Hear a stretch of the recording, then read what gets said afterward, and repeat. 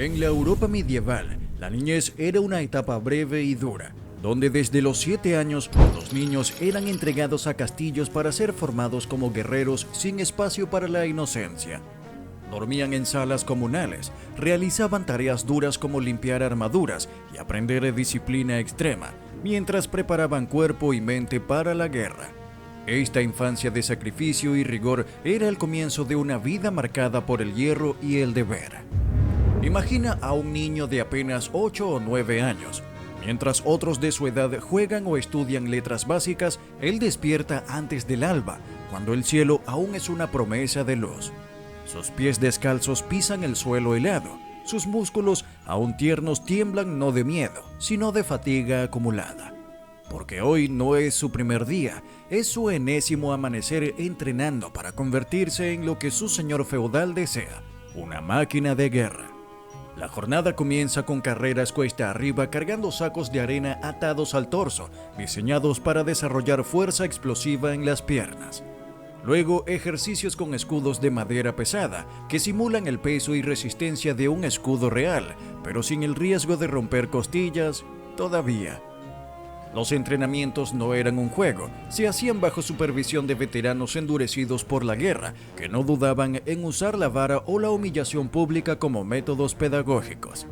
Un error no era corregido con paciencia, sino con dolor. Los niños y adolescentes se golpeaban entre sí con espadas de madera recubiertas en cuero endurecido. No había simulaciones teatrales, se esperaba que atacaran con intención real, con furia medida, como si del otro lado estuviera un enemigo que acabaría con su linaje.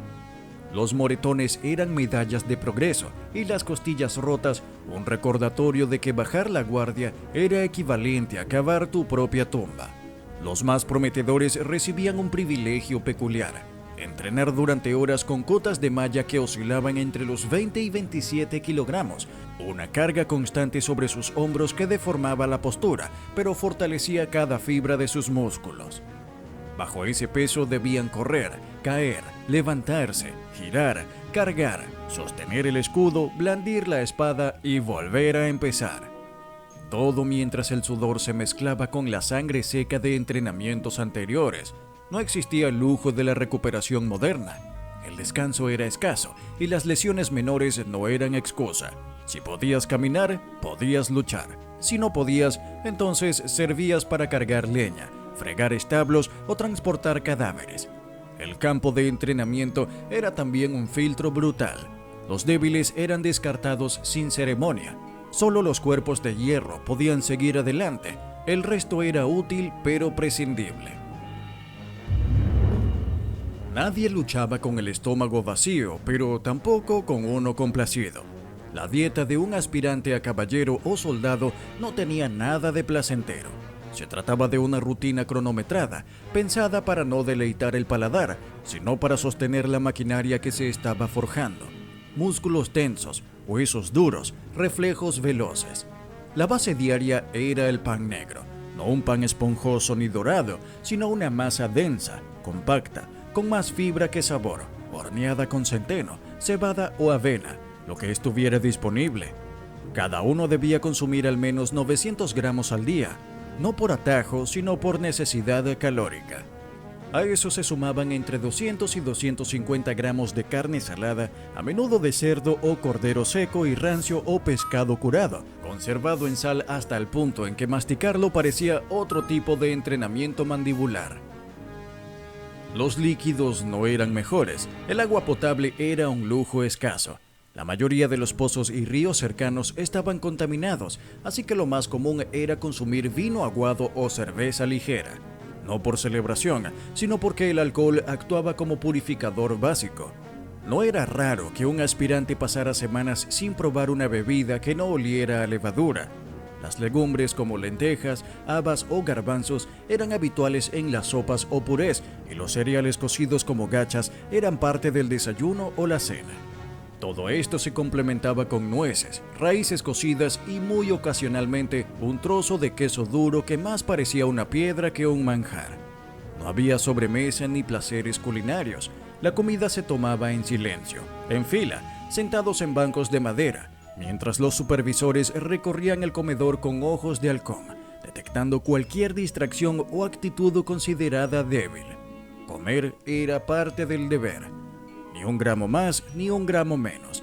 No se trataba de engordar al soldado, sino de sostenerlo justo al borde del colapso físico, donde el músculo crece y la voluntad se templa.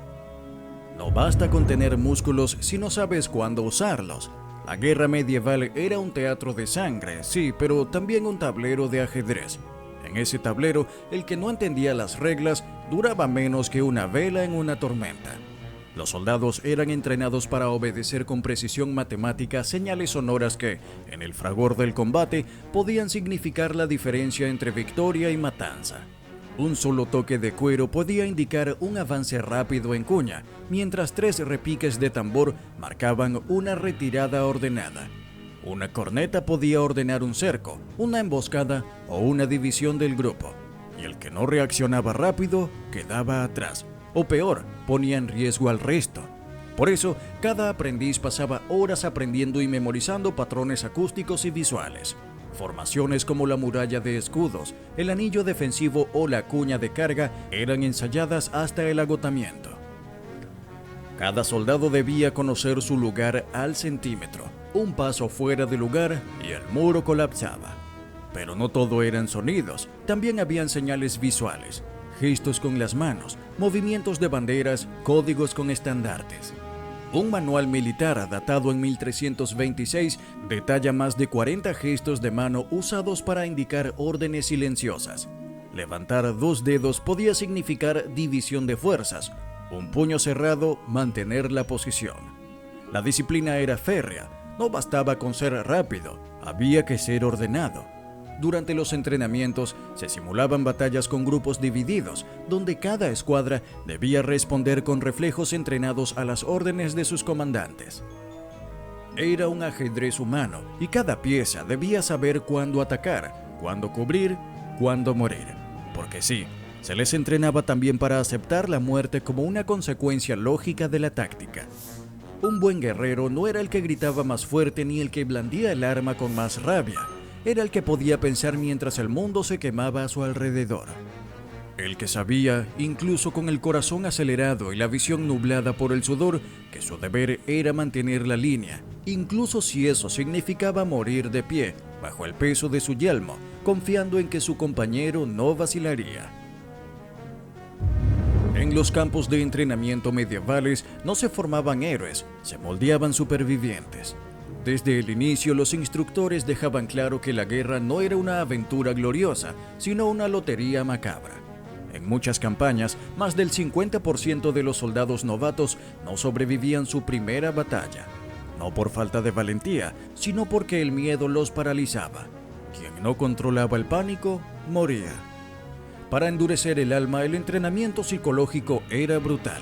Se organizaban marchas forzadas durante días sin descanso, cargando equipos bajo tormentas, mientras hombres a caballo simulaban emboscadas con espadas desenvainadas. Se realizaban combates fingidos con ruidos ensordecedores, tambores, cuernos, gritos, choques de acero. El objetivo no era ganar, sino aprender a no entrar en shock. Algunos aprendices eran llevados a presenciar ejecuciones públicas, no como castigo, sino como una preparación visual. El horror debía formar parte del paisaje. Monjes de órdenes militares, como los templarios o los hospitalarios, enseñaban plegarias para morir sin temor. Frases como «In manus tuas domine commendo spiritum meum» se repetían hasta el cansancio, porque en el campo de batalla, donde todo podía terminar en segundos, incluso una última oración debía estar lista en la punta de la lengua.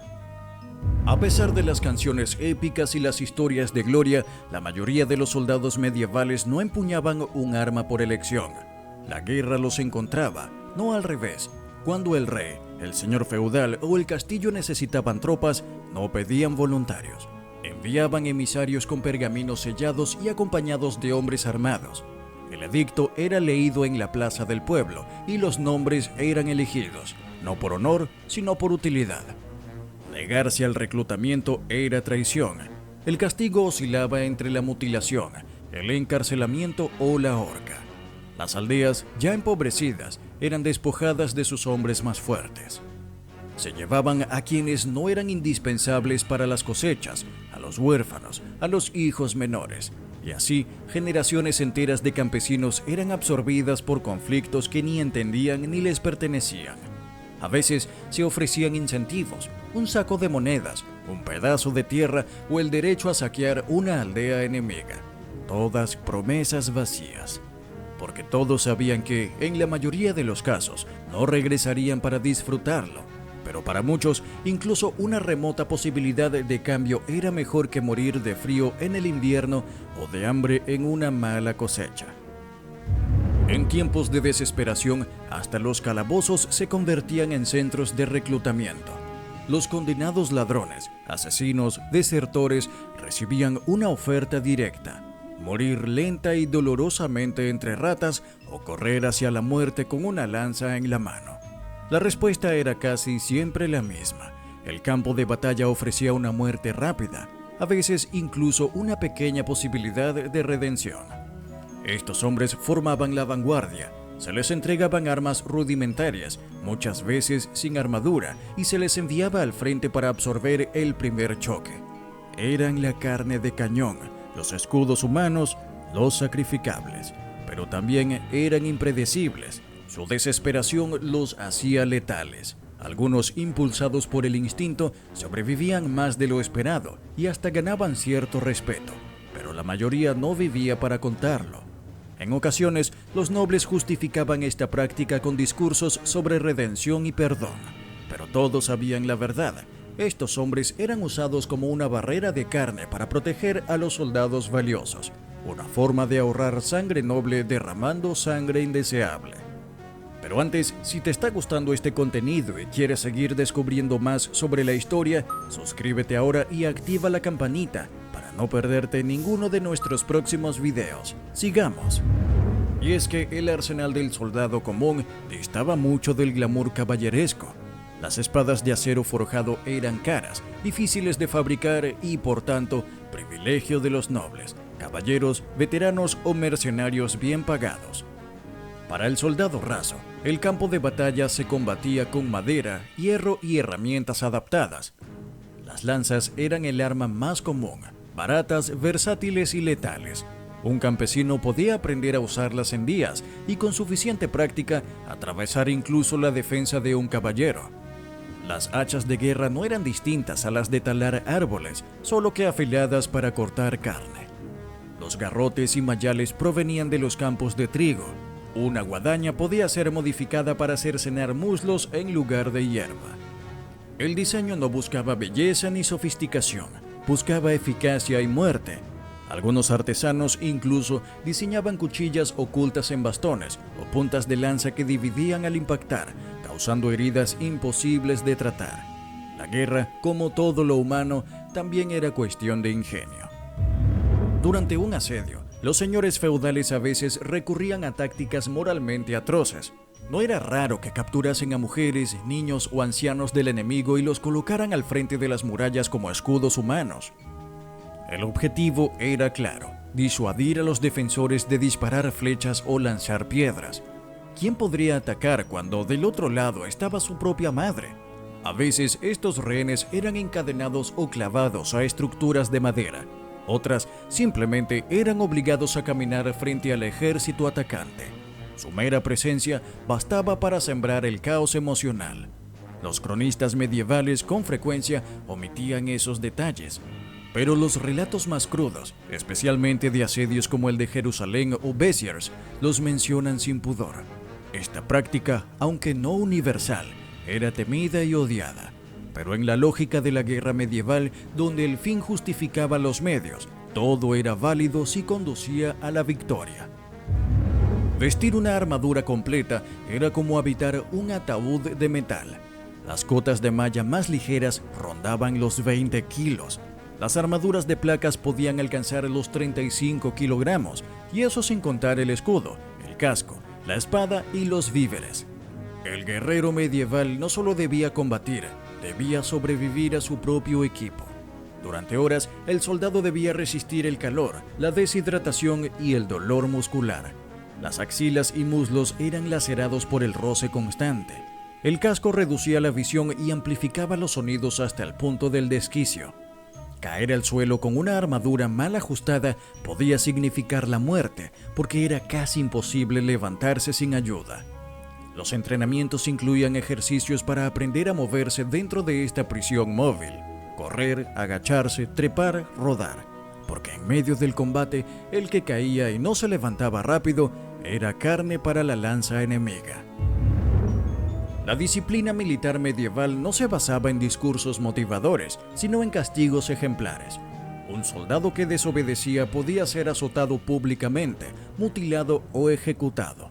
Dormir en guardia, robar a un compañero o abandonar una posición eran considerados crímenes gravísimos. Los látigos eran herramientas comunes. A veces los infractores eran obligados a marchar descalzos sobre piedras o a pasar la noche de pie sin moverse bajo vigilancia. Otros eran marcados con hierro al rojo, y si alguien huía del campo de batalla, su familia podía ser castigada en su lugar. El miedo al castigo mantenía la unidad. No había lugar para dudas ni para compasión. En la guerra, la obediencia era más valiosa que la inteligencia. Para un soldado medieval, morir en combate podía ser la única forma de alcanzar la inmortalidad. Muchos creían que caer con una espada en la mano les garantizaba un lugar junto a los mártires o los héroes. Las órdenes militares prometían redención divina a quienes morían por la cruz o por el rey. Los funerales eran breves. Si había tiempo se decía una misa, si no, el cuerpo era enterrado en fosas comunes, cubierto de tierra y olvido. A veces sus pertenencias se repartían entre los sobrevivientes. Su nombre quedaba grabado en la memoria de su escuadra, o no quedaba en ningún sitio. Pero en algunos casos, cuando un guerrero se destacaba por su valentía, su historia se contaba. En canciones, en relatos de taberna, en manuscritos olvidados. Y así, aunque su cuerpo desapareciera bajo la lluvia y la sangre, su memoria sobrevivía, porque al final todo soldado medieval sabía que el verdadero premio de la guerra no era el oro ni la gloria, era que alguien recordara su nombre. Y es que la vida del soldado medieval no era una epopeya gloriosa ni una aventura heroica, sino un interminable ejercicio de miedo, resistencia y sacrificio. Desde el momento en que recibían la orden de marchar hasta el instante en que yacían en el barro, cada paso estaba marcado por la incertidumbre de la muerte y la dureza de un entrenamiento brutal que moldeaba no solo el cuerpo, sino el alma. El reclutamiento forzado, la desesperación de los condenados, el peso insoportable de la armadura y la crueldad de la disciplina eran parte del día a día de quienes solo aspiraban a sobrevivir un combate más. Pero entre tanta oscuridad, el honor y la memoria se convertían en el último refugio. Morir con valentía para que, al menos, alguien recordara su nombre. Pero en fin, si te apasiona descubrir la verdad detrás de la historia, entender la realidad cruda que vivieron quienes forjaron nuestro mundo, y quieres seguir explorando relatos que van más allá de las leyendas, no olvides suscribirte y activar la campanita para no perderte ninguno de nuestros contenidos, porque la historia no solo se cuenta, se vive y se recuerda.